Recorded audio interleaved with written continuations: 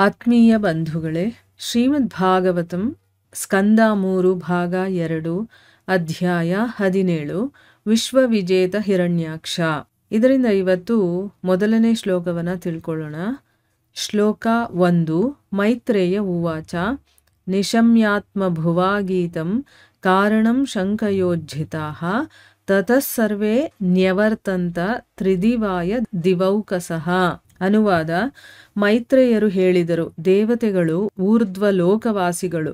ಅವರು ಅಂಧಕಾರ ಉಂಟಾದ ಕಾರಣದ ಬಗ್ಗೆ ವಿಷ್ಣು ಪುತ್ರನಾದ ಬ್ರಹ್ಮನಿಂದ ವಿವರಣೆ ಪಡೆದು ಭಯಮುಕ್ತರಾದರು. ಅನಂತರ ಅವರು ತಮ್ಮ ತಮ್ಮ ಲೋಕಗಳಿಗೆ ಹಿಂದಿರುಗಿದರು.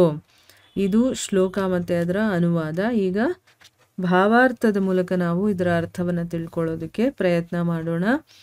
ಭಾಗ 1 ಕೇಳಿದ್ವಲ್ವಾ, ಈಗ ಭಾಗ 2 ಅಂತಂದರೆ 17ನೇ ಅಧ್ಯಾಯದಿಂದ ಮುಂದುವರಿಯುತ್ತೆ. ಯಾಕಂದರೆ ಒಂದೇ ಭಾಗದಲ್ಲಿ ಎಲ್ಲವನ್ನು ಹೇಳೋದಕ್ಕಾಗೋದಿಲ್ಲ. ಸೊ ಅದಕ್ಕೆ ಭಾಗ 1ರಲ್ಲಿ 16 ಅಧ್ಯಾಯಗಳನ್ನು ಹೇಳಿ ಈಗ 2ನೇ ಭಾಗದಲ್ಲಿ 17ನೇ ಅಧ್ಯಾಯದಿಂದ ಮುಂದುವರಿಸ್ತಾ ಇದ್ದಾರೆ. ಇಲ್ಲಿ ಮೊದಲು ಮೈತ್ರೇಯರು ಹೇಳೋದಕ್ಕೆ ಶುರು ಮಾಡ್ತಾ ಇದ್ದಾರೆ ಕಥೆಯನ್ನು. ಏನು, ದೇವತೆಗಳು ಊರ್ಧ್ವಲೋಕ ನಿವಾಸಿಗಳು, ಅವರು ಈ ಕತ್ತಲು ಯಾಕೆ ಕವಿತು ಅನ್ನೋದ್ರ ಬಗ್ಗೆ ಈಗ ಕಾರಣವನ್ನು ತಿಳ್ಕೊಳ್ತಾ ಇದ್ದಾರೆ ಅಲ್ವಾ. ಬ್ರಹ್ಮ ಅದರ ವಿವರಣೆಯನ್ನು ಕೊಡ್ತಾ ಇದ್ದಾನೆ. ಸೊ ಆ ಅಂಧಕಾರದ ಕಾರಣದ ಬಗ್ಗೆ ವಿಷ್ಣುವಿನ ಮಗನಾದಂತಹ ಬ್ರಹ್ಮನಿಂದ ವಿವರಣೆಯನ್ನು ಪಡೆದು ಈಗ ಭಯಮುಕ್ತರಾಗ್ತಾರೆ. ದಿಢೀರಂತ ಇದ್ದಕ್ಕಿದ್ದಂಗೆ ಅಂಧಕಾರ ಬಂದರೆ ಎಲ್ಲರಿಗೂ ಒಂಥರ ಭಯ ಆಗೋದು ಸಾಮಾನ್ಯ. ಆದರೆ ಅದ್ರ ಕಾರಣ ಗೊತ್ತಾದ ಮೇಲೆ ಸ್ವಲ್ಪ ಮನಸ್ಸಿಗೆ ಸಮಾಧಾನ ಆಗುತ್ತಲ್ವ, ಏನಕ್ಕೆ ಅದಾಯಿತು ಅಂತಂದ್ಬಿಟ್ಟು. ಅದಕ್ಕೆ ನಾವು ಯಾಕಾಯಿತು ಅಂತ ಕೇಳ್ತೀವಿ. ಕೇಳೋದ್ರಿಂದ ಅಂಧಕಾರ ಏನು ದೂರ ಆಗ್ಬಿಡಲ್ಲ, ಆದರೆ ನಮ್ಮ ಮನಸ್ಸಿನಲ್ಲಿರುವಂಥ ಭಯ ಆತಂಕಗಳು ಸ್ವಲ್ಪ ಮಟ್ಟಿಗೆ ಕಡಿಮೆ ಆಗುತ್ತೆ. ಆಮೇಲೆ ಏನಾಯಿತು, ಇದೆಲ್ಲ ತಿಳ್ಕೊಂಡ ಮೇಲೆ ಭಯಮುಕ್ತರಾಗಿ ಅವರು ತಮ್ಮ ತಮ್ಮ ಲೋಕಗಳಿಗೆ ವಾಪಸ್ ಹೊರಟೋಗ್ತಾರೆ ಅನ್ನೋದು ಇದರ ಅರ್ಥ. ಈಗ ಭಾವಾರ್ಥದಲ್ಲಿ ಗುರುಗಳೇನು ಹೇಳಿದ್ದಾರೆ ಅಂತ ತಿಳ್ಕೊಳ್ಳೋಣ. ದೇವತೆಗಳು ಊರ್ಧ್ವಲೋಕದ ನಿವಾಸಿಗಳು. ವಿಶ್ವವು ಅಂಧಕಾರಮಯವಾಗುವಂತಹ ಘಟನೆಗಳಿಂದ ಅವರೂ ಸಹ ಭಯಭೀತರಾಗುತ್ತಾರೆ. ಆದ್ದರಿಂದ ಅವರು ಬ್ರಹ್ಮನೊಡನೆ ಸಮಾಲೋಚಿಸಿದರು. ಭೌತಿಕ ಜಗತ್ತಿನಲ್ಲಿ ವಾಸಿಸುವ ಪ್ರತಿಯೊಂದು ಜೀವಿಯಲ್ಲಿಯೂ ಭೀತಿಯ ಸ್ವಭಾವವಿರುತ್ತದೆ ಎಂಬುದನ್ನು ಇದು ಸೂಚಿಸುತ್ತದೆ. ಈಗ ನಾವು ದೇವತೆಗಳು ಅಂತಂದರೆ ತುಂಬ ಧೈರ್ಯಶಾಲಿಗಳು, ಆಮೇಲೆ ಅವ್ರಿಗೇನು ಭಯ ಇರೋದಿಲ್ಲ, ಅದು ಇದು ಅಂತ ನಾವು ಮನಸ್ಸಲ್ಲಿ ಏನೇನೋ ಅಂದ್ಕೊಂಡಿದ್ದೀವಲ್ವ. ಆದರೆ ಅವರು ಕೂಡ ಇದೇ ಐಹಿಕ ಪ್ರಪಂಚದಲ್ಲಿ ಇರುವಂಥವ್ರು. ಆದರೆ ಅವರು ಉನ್ನತ ಮಟ್ಟದಲ್ಲಿ ಇರುವಂಥ ಲೋಕಗಳಲ್ಲಿ ಇದ್ದಾರೆ ಅಷ್ಟೇ. ಊರ್ಧ್ವಲೋಕ ನಿವಾಸಿಗಳು ಅಂತ ಹೇಳ್ತೀವಿ. ಅಂದರೆ ಈ ಜಗತ್ತೇ ಅಂಧಕಾರ ಆದರೆ ಅವ್ರಿಗೂ ಕೂಡ ಭಯ ಆಗುತ್ತೆ ಅನ್ನೋದು ಇಲ್ಲಿ ನಮಗೆ ಗೊತ್ತಾಗ್ತಾ ಇದೆ. ನಾವಷ್ಟೇ ಹೆದರ್ಕೊಳ್ಳೋದಲ್ಲ, ಅವರು ಹೆದರ್ಕೊಳ್ತಾರೆ. ಈಗ ಬೇಕಾದಷ್ಟು ಫಿಲಮ್ಗಳಲ್ಲಿ ನಾವು ದೇವರ ಒಂದು ಸಿನಿಮಾಗಳು ಮುಂಚೆ ಎಲ್ಲ ಬರ್ತಿತ್ತು ತುಂಬ, ಅದರಲ್ಲೆಲ್ಲ ನೋಡ್ತೀವಿ ನಾವು ದೇವತೆಗಳು ಕೂಡ ಹೆದರ್ಕೊಳ್ತಾರೆ ಅಂತಂದ್ಬಿಟ್ಟು. ರಾಕ್ಷಸರನ್ನು ನೋಡಿ ಅವರ ಒಂದು ಶಕ್ತಿ ಸಾಮರ್ಥ್ಯ ಇದನ್ನೆಲ್ಲ ನೋಡಿ ಅವ್ರು ಹೆದರ್ಕೊಳ್ತಾರೆ ನೋಡಿ, ಅದನ್ನೆಲ್ಲ ನೋಡಿರ್ತೀವಲ್ವ. ಅಂದರೆ ಅವರು ಊರ್ಧ್ವಲೋಕ ನಿವಾಸಿಗಳಾದರೂ ಕೂಡ ಅಂಧಕಾರ ಅನ್ನೋದು ಬಂದಾಗ ಅವ್ರಿಗೂ ಭಯ ಆಗುತ್ತೆ. ಅದಕ್ಕೆ ಅವ್ರೇನು ಮಾಡ್ತಾರೆ, ಬ್ರಹ್ಮನ ಹತ್ರ ಹೋಗಿ ಮಾತುಕತೆ ಆಡ್ತಾರೆ, ಯಾಕೆ ಇದಾಗ್ತಾ ಇದೆ ಏನು ಅಂತಂದ್ಬಿಟ್ಟು. ಅಂದರೆ ಭೌತಿಕ ಜಗತ್ತಿನಲ್ಲಿ ವಾಸ ಮಾಡುವಂಥ ಪ್ರತಿಯೊಂದು ಜೀವಿನಲ್ಲೂ ಕೂಡ ಈ ಭಯದ ಸ್ವಭಾವ ಅನ್ನೋದು ಇರುತ್ತೆ ಅನ್ನೋದು ಇಲ್ಲಿ ನಮಗೆ ಗೊತ್ತಾಗುತ್ತೆ. ಭೌತಿಕ ಅಸ್ತಿತ್ವದ ಮುಖ್ಯವಾದ 4 ಚಟುವಟಿಕೆಗಳು ಆಹಾರ, ನಿದ್ರೆ, ಭಯ ಮತ್ತು ಮೈಥುನಗಳು. ದೇವತೆಗಳಲ್ಲೂ ಭಯದ ಅಂಶವಿದೆ.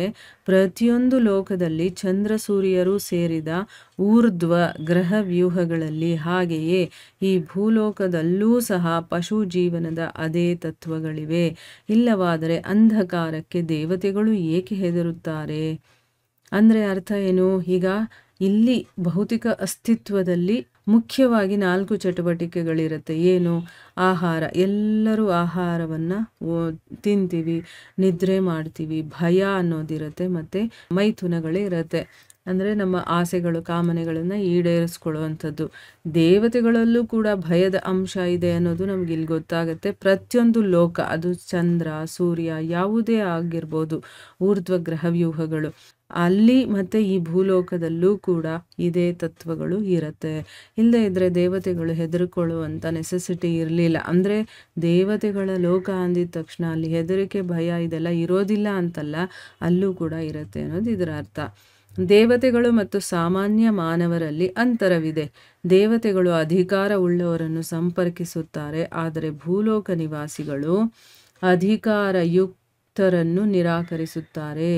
ಜನರು ಅಧಿಕಾರ ಉಳ್ಳವರನ್ನೇ ಸಂಪರ್ಕಿಸುವುದಾದರೆ ಬ್ರಹ್ಮಾಂಡದ ಪ್ರತಿಯೊಂದು ಪ್ರತಿಕೂಲ ಸ್ಥಿತಿಯನ್ನು ಸರಿಪಡಿಸಬಹುದು. ಅಂದರೆ ಅರ್ಥ ಏನು? ನಮಗೂ ದೇವತೆಗಳಿಗೂ ಇಬ್ಬರಿಗೂ ಭಯ ಆದರೂ ಕೂಡ ನಮಗೂ ಅವ್ರಿಗೂ ಡಿಫ್ರೆನ್ಸ್ ಇದೆ ಅಂತ ಒಂದು ಅಂತರ ಅನ್ನೋದಿದೆ. ಈಗ ದೇವತೆಗಳಿಗೂ ಭಯ ಆದಾಗ ಏನು ಮಾಡ್ತಾರೆ? ಮೇನ್ ಅಧಿಕಾರ ಯಾರಿಗಿರುತ್ತೋ ಅಂಥವ್ರನ್ನ ಹೋಗಿ ಅವರು ಸಂಪರ್ಕ ಮಾಡುವಷ್ಟು ಕೆಪಾಸಿಟಿ ಅವರಲ್ಲಿ ಇರುತ್ತೆ, ಮತ್ತು ಅವ್ರು ಮಾಡ್ತಾರೆ ಕೂಡ. ಯಾಕೆ? ಅವರಲ್ಲಿ ತಿಳುವಳಿಕೆ ಇರೋದ್ರಿಂದ. ಈಗ ನೋಡಿ, ಬ್ರಹ್ಮ ಎಲ್ಲದಕ್ಕೂ ಮುಖ್ಯ ಅಧಿಕಾರಿ ಅನ್ನೋ ರೀತಿ ಇದ್ದಾನೆ. ಅವನ ಹತ್ರ ಹೋಗಿ ಸಂಪರ್ಕ ಮಾಡ್ತಾರೆ. ಯಾಕೆ ಹೀಗೆ ಕತ್ಲಾಗ್ತಾ ಇದೆ, ಏನು ಕಾರಣ ಇದಕ್ಕೆ ಅಂತಂದ್ಬಿಟ್ಟು. ಆದರೆ ಭೂಲೋಕದಲ್ಲಿ ವಾಸ ಮಾಡುವಂಥವ್ರು ಏನು ಮಾಡ್ತಾರೆ? ಯಾರಿಗೆ ಅಧಿಕಾರ ಇರುತ್ತೋ ಅಂಥವರನ್ನ ಹೋಗಿ ಭೇಟಿಯಾಗೋದಕ್ಕೆ ನಿರಾಕರಣೆ ಅಥವಾ ಅವರನ್ನೇ ನಿರಾಕರಣೆ ಮಾಡ್ತಾರೆ ಅಂತ ಇಲ್ಲಿ ಹೇಳ್ತಾ ಇದ್ದಾರೆ. ಒಂದು ವೇಳೆ ಜನರು ಅಧಿಕಾರ ಯಾರಲ್ಲಿರುತ್ತೋ ಅಂಥವ್ರನ್ನ ಹೋಗಿ ಸಂಪರ್ಕ ಮಾಡೋದೇ ಆದರೆ ಬ್ರಹ್ಮಾಂಡದಲ್ಲಿ ನಾವು ಎದುರಿಸ್ಬೇಕಾಗಿರುವಂಥ ಬೇಕಾದಷ್ಟು ಪ್ರತಿಕೂಲ ಸ್ಥಿತಿಗಳಿರುತ್ತೆ. ನಮಗೆ ಇಷ್ಟ ಆಗದೆ ಇರುವಂಥದ್ದು, ಕಷ್ಟ ಆಗುವಂಥದ್ದು, ಭಯ ಆಗುವಂಥದ್ದು, ಇಂಥ ಒಂದು ಪರಿಸ್ಥಿತಿಗಳನ್ನು ನಾವು ಸರಿಪಡಿಸ್ಕೊಳ್ಬೋದು. ಆದರೆ ನಾವೇನು ಮಾಡ್ತೀವಿ? ಅಂಥ ಅಧಿಕಾರ ಯಾರಲ್ಲಿರುತ್ತೋ ಅದನ್ನು ಸರಿಪಡಿಸೋ ಅಧಿಕಾರ ಅಂಥವ್ರನ್ನ ಹೋಗಿ ನಾವು ಭೇಟಿ ಮಾಡೋದಿಲ್ಲ, ಅಥವಾ ಅವರನ್ನೇ ನಿರಾಕರಣೆ ಮಾಡ್ತೀವಿ ಅಂತ ಇಲ್ಲಿ ಹೇಳ್ತಾ ಇದ್ದಾರೆ.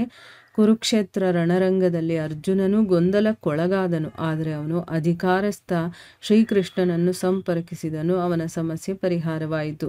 ಈ ಪ್ರಸಂಗದ ತಾತ್ಪರ್ಯ ಬೋಧನೆ ಎಂದರೆ ಕೆಲವು ಭೌತಿಕ ಸ್ಥಿತಿಯಿಂದ ನಾವು ಗೊಂದಲಕ್ಕೊಳಗಾಗಬಹುದು, ಆದರೆ ನಾವು ಅಧಿಕಾರಯುಕ್ತರನ್ನು ಸಂಪರ್ಕಿಸಿದರೆ ಅವರು ವಿಚಾರವನ್ನು ವಿವರಿಸುತ್ತಾರೆ. ಆಗ ನಮ್ಮ ಸಮಸ್ಯೆ ಪರಿಹಾರವಾಗುತ್ತದೆ. ದೇವತೆಗಳು ಕ್ಷೋಭೆಯ ಅರ್ಥವನ್ನು ತಿಳಿಯಲು ಬ್ರಹ್ಮನನ್ನು ಸಂಪರ್ಕಿಸಿದರು. ಅವನಿಂದ ವಿವರವನ್ನು ಕೇಳಿ ತೃಪ್ತರಾಗಿ ಸಮಾಧಾನದಿಂದ ಮನೆಗೆ ಹಿಂದಿರುಗಿದರು. ಇಲ್ಲಿ ಒಂದು ಎಕ್ಸಾಂಪಲ್ ಕೊಟ್ಟು ಗುರುಗಳು ಅದನ್ನು ಎಕ್ಸ್ಪ್ಲೇನ್ ಮಾಡ್ತಾ ಇದ್ದಾರೆ. ಈಗ ಕುರುಕ್ಷೇತ್ರ ರಣರಂಗ ಬಂತು. ಅಲ್ಲಿ ಅರ್ಜುನ ಗೊಂದಲಕ್ಕೆ ಒಳಗಾದ. ಅದು ನಮಗೆಲ್ಲ ಗೊತ್ತಿರುವಂಥ ವಿಚಾರನೇ. ಆದರೆ ಅವನು ಹಾಗೆ ಸುಮ್ಮನೆ ಇದ್ಬಿಟ್ಟಿಲ್ಲ. ಯಾರಿಗೆ ಅಧಿಕಾರ ಇದೆ ಅನ್ನೋದು ಅವನು ಗೊತ್ತಿದೆ. ಶ್ರೀಕೃಷ್ಣನಿಗೆ ಎಲ್ಲ ಅಧಿಕಾರ ಇರುವಂಥವನು, ಅವನು ಅಧಿಕಾರಸ್ಥ ಅನ್ನೋದು ಗೊತ್ತಿದೆ ಅವನಿಗೆ. ಅದಕ್ಕೆ ಶ್ರೀಕೃಷ್ಣನನ್ನು ಹೋಗಿ ಸಂಪರ್ಕ ಮಾಡ್ತಾನೆ. ಅವನ ಸಮಸ್ಯೆ ಏನು ಅಂತಂದ್ಬಿಟ್ಟು ಅಲ್ಲಿ ಹೇಳ್ಕೊಳ್ತಾನೆ. ಆ ಸಮಸ್ಯೆಗೆ ಒಂದು ಪರಿಹಾರವನ್ನು ಕೂಡ ಅವನು ಪಡ್ಕೊಳ್ತಾನೆ. ಈ ಒಂದು ಪ್ರಸಂಗದಿಂದ ನಮಗೆ ಗೊತ್ತಾಗೋದು ಏನಪ್ಪ ಅಂತಂದರೆ, ಕೆಲವು ಭೌತಿಕ ಸ್ಥಿತಿಯಿಂದ ನಾವು ಕೂಡ ಗೊಂದಲಕ್ಕೆ ಒಳಗಾಗ್ತೀವಿ. ನಮ್ಮ ಜೀವನದಲ್ಲಿ ಬೇಕಾದಷ್ಟು ಪ್ರಸಂಗಗಳು ಎದುರಾಗ್ತಾ ಇರುತ್ತೆ, ಅದರಲ್ಲಿ ನಮಗೆ ಗೊಂದಲ ಆಗೋದು ಉಂಟು. ಅಂತಹ ಸಮಯದಲ್ಲಿ ನಾವು ಅಧಿಕಾರ ಯಾರಿಗಿರುತ್ತೋ ಅಂಥವರನ್ನು ಸಂಪರ್ಕ ಮಾಡಿದಾಗ ಅವರು ಆ ಒಂದು ವಿಚಾರದ ಬಗ್ಗೆ ನಮಗೆ ಡೀಟೇಲ್ ಆಗಿ ವಿವರಣೆ ಮಾಡಿ ವಿವರಿಸ್ತಾರೆ. ಅವಾಗೇನಾಗುತ್ತೆ? ನಮ್ಮ ಸಮಸ್ಯೆ ಪರಿಹಾರ ಆಗುತ್ತೆ. ನಮಗೆ ಹಿಂಗೆ ಯಾಕೆ ಆಗ್ತಾ ಇದೆ ಅನ್ನೋದು ನಮಗೆ ಗೊತ್ತಾದರೆ ನಮ್ಮ ಸಮಸ್ಯೆಗೆ ಪರಿಹಾರ ಆದಂಗೆ. ಆದರೆ ನಾವು ತಿಳ್ಕೊಳ್ಳೋದಕ್ಕೆ ಅಥವಾ ಅವ್ರ ಹತ್ರ ಹೋಗೋದಕ್ಕೆ ನಾವು ರೆಡಿ ಇಲ್ಲ ಅಂತ ಹೇಳ್ತಾ ಇರೋದು. ಅದಕ್ಕೆ ನಮ್ಮ ಜೀವನದಲ್ಲಿ ಎಂಥ ಗೊಂದಲ, ಭಯ, ಆತಂಕ, ಏನೇ ಒಂದು ಸಂದೇಹಗಳು ಏನಾದರೂ ಬರಲಿ, ನಮಗಿಂತ ತಿಳುವಳಿಕೆ ಇರುವಂಥವ್ರು ಇರ್ತಾರಲ್ಲ ಅಂಥವರನ್ನು ನಾವು ಸಂಪರ್ಕ ಮಾಡಬೇಕು. ಅವ್ರ ಹತ್ರ ಅದನ್ನು ಮಾತಾಡಬೇಕು. ಅವ್ರ ಜೊತೆ ಮಾತಾಡಿ ಅದಕ್ಕೇನು ಪರಿಹಾರ ಇದೆ ಅನ್ನೋದನ್ನು ತಿಳ್ಕೊಂಡು ಅದನ್ನು ಸರಿಪಡಿಸ್ಕೋಬೇಕು. ಆಗ ನಮ್ಮ ಸಮಸ್ಯೆ ಅನ್ನೋದು ದೂರ ಆಗುತ್ತೆ. ದೇವತೆಗಳು ಏನು ಮಾಡಿದ್ರು? ಇಲ್ಲೇನೋ ಒಂದು ಅವರಿಗೆ ತೊಂದರೆ ಆಗ್ತಾ ಇದೆ, ಅದು ಯಾಕೆ ಆಗ್ತಾ ಇದೆ ಅಂತ ತಿಳ್ಕೊಳ್ಳೋ ಪ್ರಯತ್ನ ಮಾಡ್ತಾರೆ. ಅದಕ್ಕೋಸ್ಕರ ಅವರು ಬ್ರಹ್ಮನನ್ನು ಸಂಪರ್ಕ ಮಾಡ್ತಾರೆ. ಅವನಿಂದ ವಿಚಾರವನ್ನು ಕೇಳಿ ತಿಳ್ಕೊಂಡು ಅವ್ರ ಮನಸ್ಸಿಗೆ ಸಮಾಧಾನ ಆಗುತ್ತೆ. ಆಮೇಲೆ ಅವರು ವಾಪಸ್ ಅವರು ತಮ್ಮ ತಮ್ಮ ಸ್ಥಳಗಳಿಗೆ ಅವರು ವಾಪಸ್ ಹೊರಟೋಗ್ತಾರೆ, ತಮ್ಮ ಲೋಕಗಳಿಗೆ ಅವರು ಹೋಗ್ತಾರೆ ಅನ್ನೋದು ಇಲ್ಲಿ ಗೊತ್ತಾಗುತ್ತೆ. ಈಗ ಇದರಿಂದ ನಮ್ಗೆ ಏನು ಅರ್ಥ ಆಗುತ್ತೆ ಅಂತಂದರೆ, ಎಲ್ಲರಿಗೂ ಈ ಐಹಿಕ ಪ್ರಪಂಚದಲ್ಲಿ ತೊಂದರೆಗಳು, ಕಷ್ಟಗಳು, ಸಂದೇಹಗಳು, ಆಮೇಲೆ ಭಯ, ಆತಂಕ ಇದೆಲ್ಲ ಇರೋವಂಥದ್ದೇ. ಆದರೆ ಅಂಥ ಪರಿಸ್ಥಿತಿ ಬಂದಾಗ ನಾವು ಸುಮ್ಮನೆ ಇರಬಾರ್ದು. ಅದನ್ನು ದೂರ ಮಾಡ್ಕೊಳ್ಳೋದಕ್ಕೆ ಅಧಿಕಾರಸ್ಥರು ಇರ್ತಾರಲ್ಲ ಅಂಥವ್ರಿಂದ ಅದನ್ನು ಕೇಳಿ ತಿಳ್ಕೊಂಡು ದೂರ ಮಾಡ್ಕೊಳ್ಬೇಕು ಅಂತಂದ್ಬಿಟ್ಟು ಇಲ್ಲಿ ನಾವು ಅರ್ಥ ಮಾಡ್ಕೋಬೋದು. ಸೊ ಇಲ್ಲಿಗೆ ನಾವು ನಿಲ್ಲಿಸೋಣ. ಹರೇ ಕೃಷ್ಣ.